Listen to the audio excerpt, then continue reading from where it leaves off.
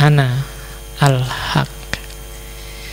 Ini kelihatan luar biasa, padahal kalau kamu pahami harusnya setiap muslim nyampe ke level ini dengan pemaknaan tidak seperti pemahamanmu selama ini.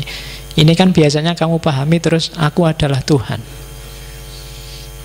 Sesederhana itu, padahal maksudnya bukan ke situ. Kita lihat tafsir-tafsirnya ya.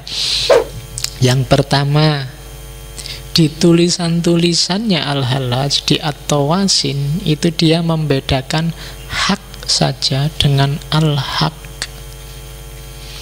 Maka bukan ana hak, tapi ana al-haq. Jadi kalau al-haq itu sama kayak lahut yang ada dalam diri manusia tadi. Itu kayak, kalau itu kebenaran kecil. Makanya di situ di narasinya tak tulis pakai huruf kecil biar kamu nggak salah paham. Jadi kalau al-haq itu manifestasi dari kebenaran besar dalam kebenaran kecil yang kontekstual. Arahnya nanti ya itu kebenaran juga sih, ya itu Tuhan juga sih, tapi dia Tuhan kecil dalam tanda petik. Manifestasinya Tuhan dalam dunia ini. Jadi dia bukan Tuhan yang sejati. Jadi al-haq itu nanti akan menuju pada hak. Sama lahutiyahmu, aspek ketuhananmu, sebenarnya dia merindukan lahut yang sejati, Tuhan yang sejati. Hanya saja sering terhalang oleh nasut, oleh kemanusiaan. Maka buang kemanusiaanmu, maka lahutmu akan cepat ketemu dengan Tuhan besarnya. Nah, jadi hak dan al-haq beda. Maka Al-Hallaj ngomong al-haq, bukan ana-haq. Jadi al-haq itu tajallinya, manifestasinya, bukan Tuhannya itu sendiri. Terus ana al-haq kalau bagi Al-Hallaj, ya ini la ilaha illallah itu. La ilaha illallah itu satu-satunya yang layak Tuhan hanya Allah. Bahkan aku pun tidak ada. Jadi yang disebut aku ini sebenarnya tidak eksis. Jadi utuhnya la ilaha illallah kalau hanya satu ana, yaitu Allah. Bahkan ana yang ini, yang ego ini, tidak, dia juga hanya menghalangi. Jadi Allah lah yang absolut, kita yang relatif. Kan itu kalau pakai teorinya Ibnu Sina kemarin. Allah yang wajibul wujud, kita hanya mungkinul wujud. Kita hanya mungkin ada. Ada kita tergantung Allah. Kita yang sejati itu berarti apa? Ya Allah, wong Allah kan yang bikin kita ada. Jadi kita itu tidak ada yang sejati hanya Allah. Maka kebenaran yang paling esensi, satu-satunya yang ada hanya Allah. Ana yang manapun itu hakikatnya nggak ada. Satu-satunya ana yang ada hanya ananya Allah. Wah, ini jeru nih kawan. Jadi kamu sebenarnya nggak ada. Kamu ada karena Allah mengizinkan kamu ada. Kalau Allah nggak mengizinkan ada. Kamu dulu ndak ada, terus dibikin Allah ada, terus besok ndak akan ada lagi. Dari ada, dari tidak ada jadi ada, terus nggak ada lagi. Sebenarnya keadaan ini dari mana? Ya dari Allah. Itu yang jadi dalilnya Al-Hallaj. Jadi Allah itu meletakkan dalam tanahnya Adam itu ruhnya, citranya. Wa khalaqa Adama ala suratihi. Nah, ketika citra ini diambil, Adam tidak ada lagi sudah. Ketika ruhnya ini diambil, Adam tidak ada lagi. Kemana kembalinya ruh? Ya ke asalnya, ke Allah lagi. Nah, jadi ketika Allah, akhirnya apa? Kalau Allah hadir dalam dirimu, itu berarti yang mungkin ketemu yang wajib. Ya mungkin pasti lenyap, tidak mungkin ada. Kayak setetes air ketemu laut. Kalau hululnya al-halaj itu ya berarti apa? Ketika setetes air menyatu di laut, jangan harap setetes air ini masih ada. Pasti dia sudah habis, tidak ada ceritanya lagi. Sehingga yang ada sekarang tinggal Allah. Maka ana al-haq. Nah itu yang ngomong bukan lagi al-halaj, tapi dalam tanda petik Allah. Nah ini nanti di beberapa kajian itu yang diomongkan al-halaj tadi ada loh dukungan ayatnya. Misalnya innani anallah la ilaha illa ana fa'budni. Ya kan? Ternyata Allah sendiri sudah bilang sesungguhnya analah yang Allah. Kalau ada anallah maka tidak ada gunanya lagi ana Faiz, ana kamu, ana Masjid Sudirman, ana Takmir, nggak penting. Yang ada tinggal innani anallah, ana al-haq. Ada juga surat Fusilat, innahu bikulli syai'in muhit. Allah itu meliputi segala sesuatu. Itu berarti apa? Ya ada di mana-mana. Itu tidak perlu dijelaskan lagi. Meliputi itu berarti ya kayak apa ya? Jaket ini kalau ini ada HP, tak giniin, itu berarti jaket ini meliputi HP. Tidak mungkin ada bagian kecil pun dari HP yang tidak kena jaket itu. Itu meliputi. Berarti dalam segala hal ada Allah di situ. Dan Allah sendiri bilang, ini nanti yang dipakai sesi Tijenar, wa nahnu aqrabu ilaihi min hablil warid. Aku lebih dekat dengannya dibandingkan hablil warid itu ini. Jadi nadi yang di leher. Itu maksudnya apa? Loh, lebih dekat dibandingkan nyawamu sendiri. Aqrabu ilaihi min hablil warid itu berarti apa? Ya Allah itu ada dalam diri kita. Dan seterusnya lah, nanti ngajinya panjang kalau dibaca satu-satu. Termasuk yang terakhir itu wa ma romaita id romaita walakinnallaha roma. Kalau kamu melempar, bukan kamu yang melempar, tapi Allah yang melempar. Kalau sudah hulul itu saya bilang tadi, kalau kamu ngomong itu ucapannya Allah, kehendakmu kehendaknya Allah. Oke, kita lihat tafsirnya para sufi yang lain, komentarnya. Katanya Ghazali, perkataannya Al-Hallaj itu karena sudah saking cintanya pada Allah. Cinta itu kalau sudah sangat mendalam, antara pecinta dan yang dicintai itu pasti jadi satu. Jadi kalau cinta sudah sangat mendalam itu jadi satu, keluar satu kata, engkaulah satu-satunya, engkaulah hidupku, kan gitu kamu lagu-lagu itu kan, engkaulah segalanya, kan selalu begitu. Dan itu normal katanya Ghazali, orang serius. Dan memang jatuh cinta paling tinggi kan pada Allah. Berarti makomnya Al-Hallaj memang dia jatuh cinta yang paling tinggi. Terus ada lagi At-Tor, Fariduddin At-Tor itu yang nulis Mantiqut Thair, yang nulis Tadhkiratul Auliya. Katanya At-Tor, orang Islam ini kok aneh ya. Wong ada manusia jelas sufi, makomnya puncak, bilang anak al-haq kok dianggap salah. Sementara Al-Quran itu kan ada ketika Nabi Musa nyari Allah, terus ada naik ke atas gunung, ada semak-semak kebakar yang bilang akulah Allah. Maka komentarnya Attar, saya heran kita bisa menerima ada semak belukar terbakar yang bilang aku Allah, dan terus kita percaya wong di Quran bilang gitu memang. Tapi ucapannya Al-Hallaj yang wali kok tidak kita terima. Kenapa kamu percaya bahwa semak ini bilang anak Allah? Karena kamu percaya bahwa Allah tajalli di situ. Lawong pada semak-semak aja bisa, apalagi pada manusia. Itu maunya Attar. Jadi sangat mungkin, nggak masalah. Itu komentarnya Attar. Ada lagi komentarnya Sirhindi, Ahmad Sirhindi, ini mursyidnya Tarekat Naqsabandiyah dari India. Katanya Ahmad Sirhindi, maksudnya Al-Halaj itu bukan akulah Allah atau akulah kebenaran. Maksudnya bukan pada ananya.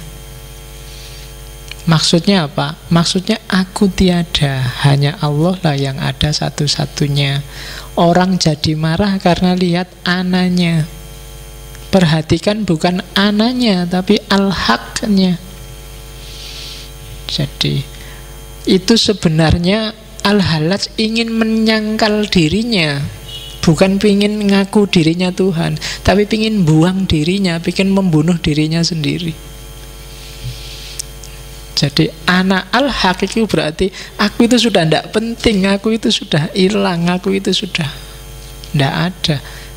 Hanya Allah yang ada, Allah yang penting. Jadi itu penyangkalan diri. Tanpa ini tauhid kita nggak akan puncak. La ilaha illallahnya nggak utuh. Nah itu komentarnya Ahmad Sirhindi. Jadi, yang kontra lebih banyak lagi, nggak usah tak sebut di sini. Yang mengkafirkan, biasanya yang mengkafirkan pakai dalil zahirnya kalimat. Jadi ngomong akulah kebenaran, terus wah berarti ngaku Tuhan. Tuhan kan tidak di situ, Tuhan di sana. Berarti kamu musyrik, murtad, berarti harus dibunuh. Jadi logikanya simpel. Jadi lihat zahirnya. Oke. Terus teori kedua, hulul sudah ya, anak al-haq sudah. Sekarang teori ketiga, Nur Muhammad. Jadi Nur Muhammad itu, ini kalau bahasa lainnya namanya Muhammad yang spiritual. Makhluk pertama yang melimpah dari Allah. Ya disebutnya Muhammad oleh para wali, cahaya Muhammad. Dan inilah sumber segala pengetahuan, sumber segala makrifat, sumbernya cahaya yang melimpah. Dalam diri setiap makhluk ada kandungan nurnya masing-masing. Semakin dia jauh dari pusatnya cahaya, ya semakin redup sinarnya. Jadi sinar ini namanya Nur Muhammad. Cahaya ini diwarisi para nabi, dibawa para wali, dilanjutkan para ulama. Dalam dirimu juga ada, cuma intensitasnya mungkin tidak besar. Ya besarkan sendiri. Dengan cara apa? Mendekati cahaya. Bahkan kalau kamu bisa bersatu dengan Nur Muhammad, disitulah kamu mengalami hulul. Karena tidak mungkin kamu mencapai Nur Muhammad kalau masih terkungkung oleh nasud, sifat kemanusiaan.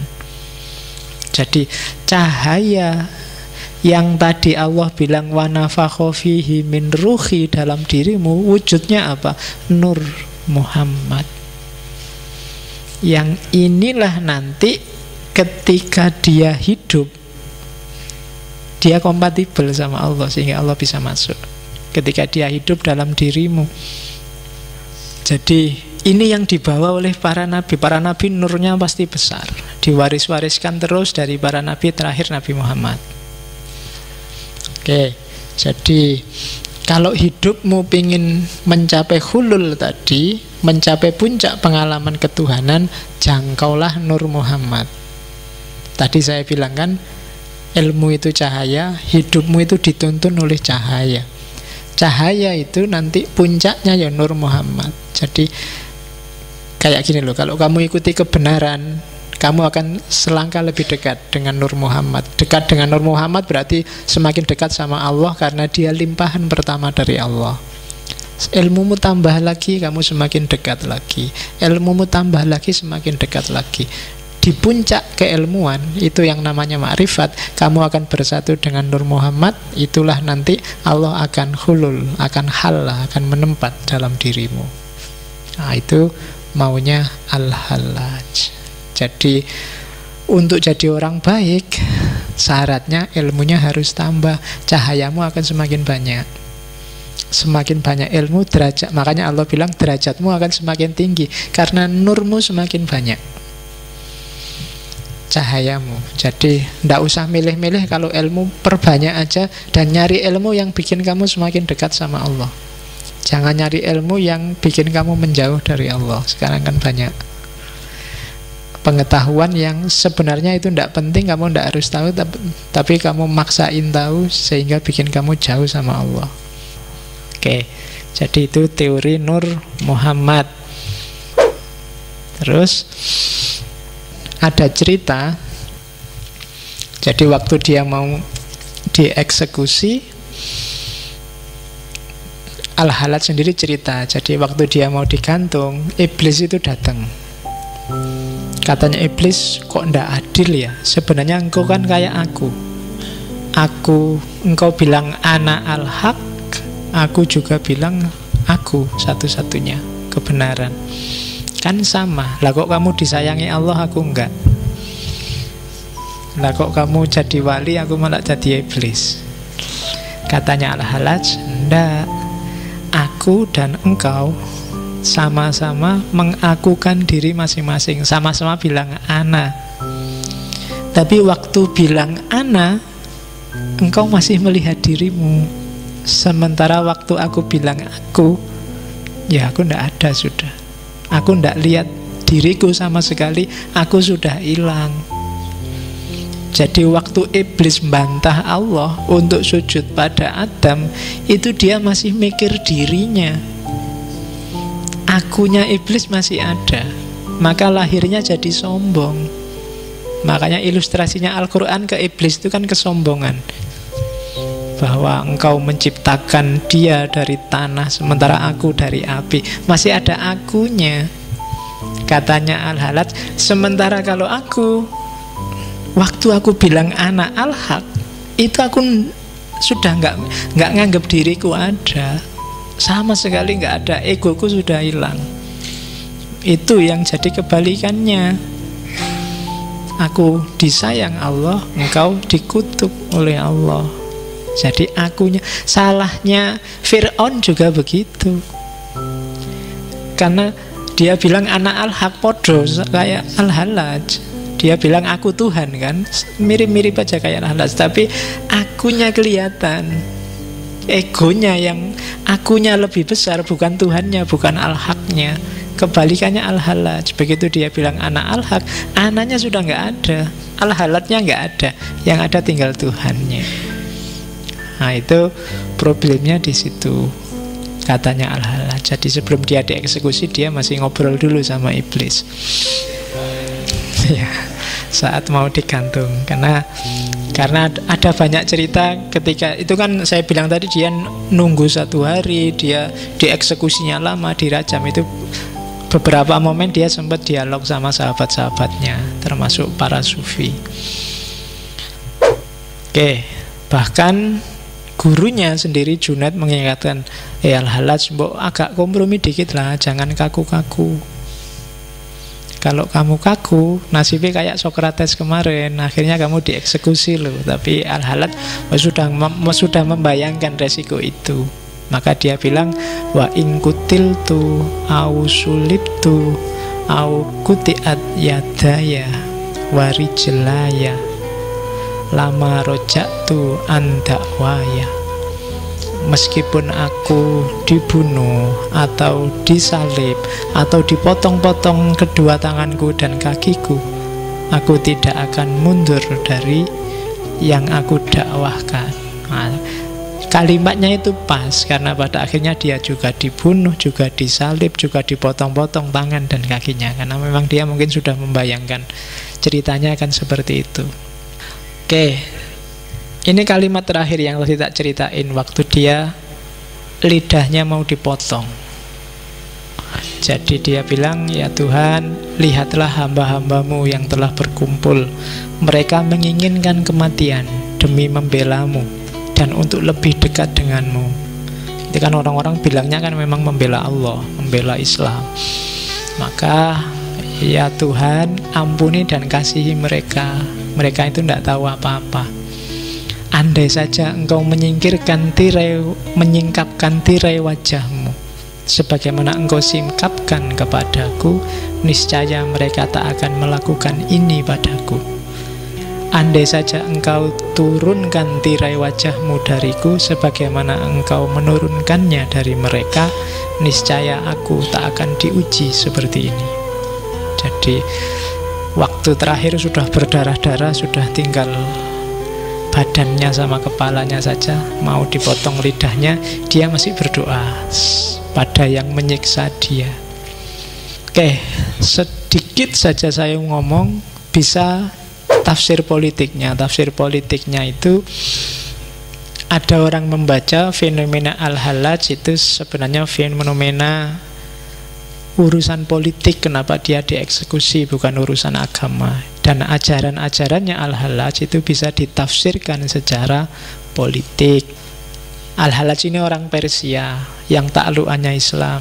Dan sampai hari ini namanya Persia Arab, Arab non-Arab itu kan selalu rival, selalu saingan. Sampai detik ini Iran dan Timur Tengah itu kan masih breng. Terus zaman itu orang-orang Persia, orang taklukan itu namanya kelompok Mawali. Jadi orang Mawali itu orang-orang mu'alaf, termasuk orang Persia yang sepinter apapun dia, jago apapun dia, tidak akan bisa jadi pimpinan. Dia harus hanya ngawal, hanya jadi pegawainya orang-orang Arab zaman itu. Dan dianggap, karena dianggap tidak pinter agama, dia harus bayar pajak kayak kafir dhimmi dan tidak boleh menduduki jabatan. Akhirnya apa? Ajarannya al-halaj bisa dibaca semacam ini. Hulul itu berarti kayak tadi, setiap manusia punya hak untuk ketemu dengan Allah. Kesetaraan, tidak harus Arab dan non-Arab, tidak harus mayoritas dan minoritas. Itu sebenarnya visi, di samping kedalamannya tadi ada implikasi politiknya. Nur Muhammad juga begitu. Orang Arab itu kan di zaman itu agak merasa besar karena Nabi turun di Arab. Nah, terus lahirlah teori Nur Muhammad. Nur Muhammad itu, nurnya Muhammad itu tidak cuma miliknya Nabi Muhammad. Semua Nabi, bahkan para wali juga punya. Nah, itu sekarang ada saingannya sekarang, tidak cuma Nabi Muhammad. Karena sekarang ada Nur Muhammad, lebih esensial daripada Nabi Muhammad. Sama, Wahdatul Adyan juga begitu. Bangsa Persia yang non-muslim, yang Zoroaster itu kan biasanya agak terdiskriminasi, harus bayar upeti. Ajaran Wahdatul Adyan dari para sufi Persia itu meminimalisir ini, biar orang melihat bahwa sama-sama beragama, akarnya sama, jangan saling mendiskriminasi. Dan yang terakhir, iblis dan Fir'aun. Ini sebenarnya diskusi teologi. Jadi al-halaj ini agak pro dengan murji'ah, melawan para mutakallim. Itu sebenarnya mau ngeritik iblis dan Fir'aun. Iblis itu kan sangat tauhid, satu-satunya yang dia sembah hanya Allah, dan disuruh sujud ke Adam nggak mau. Orang yang setauhid puncak kayak gini aja nggak selamat, masuk neraka. Maka manusia yang merasa tauhidnya tinggi jangan sombong. Kamu tetap raiso ngalahke iblis nek urusan menomorsatukan Allah, kan gitu. Sindirannya ke situ sebenarnya. Para mutakalim itu kan sering merasa imannya lebih tinggi, lebih ngerti agama. Begitu kamu merasa kayak gini, itu sebenarnya kamu sudah kalah sama iblis. Iblis itu kan kalahnya karena merasa tinggi itu, dan tauhidnya sebenarnya dia puncak, hanya agak sombong. Maka siapapun muwahhid yang sombong sebenarnya dia iblis. Ya kan gitu. Orang yang mengklaim dirinya beriman, bertauhid, tapi sombong, pokoknya Allah nomor satu, bela Allah, bela Islam, tapi sombong, maka dia sebenarnya tipenya tipe, kamu yang ngomong bukan aku. Oke, itu kritiknya al-halaj. Itu kalau dibaca secara politik. Cuma yang terakhir ini, yang politik ini yang bisa kita diskusikan panjang. Silahkan buka forum sendiri untuk bahas ini. Oke, alhamdulillah sudah selesai dengan al-halaj. Kurang lebihnya mohon maaf. Wallahul muwaffiq, wallahu a'lam bissawab.